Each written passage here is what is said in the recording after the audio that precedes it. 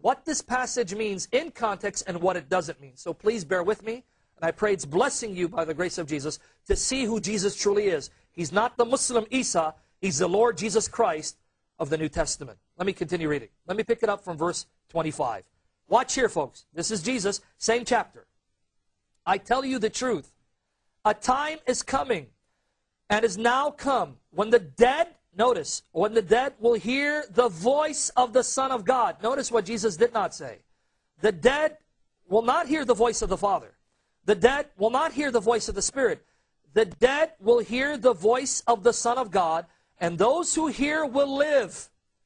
And here's the reason why. How is it that Jesus, by His voice, can raise the dead to life spiritually and physically? Just by the power of His voice, folks. Notice it. At the sound of His voice, the dead come to life. How is it that He can do it? He explains it in verse 26. Notice this. For as the Father has life in Himself, so He has granted the Son to have life in Himself. Notice the assertion. When Jesus says the Father has life in Himself, it means that the Father is the source of life and He's self-existent. Only God is self-existent. Only God doesn't need someone else to give Him life. Only God's life is not based, it's not contingent on other things.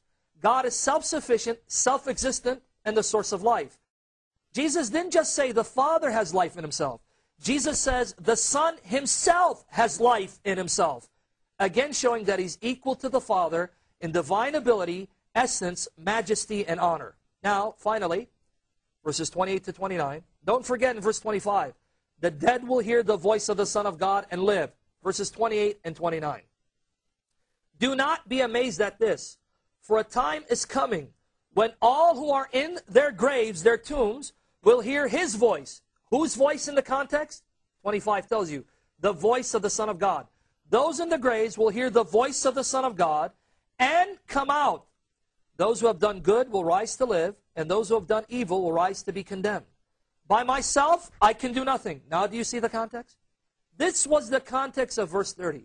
Jesus is saying that I do not act independently from the Father. I'm not out here doing my own thing. I can only do what the Father wills, and because I am God, I can do whatever the Father does and whatever He wills.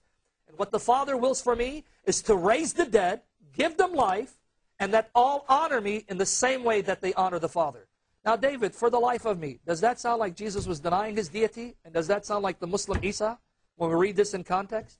Only if you rip the verses out of context. Yep, exactly.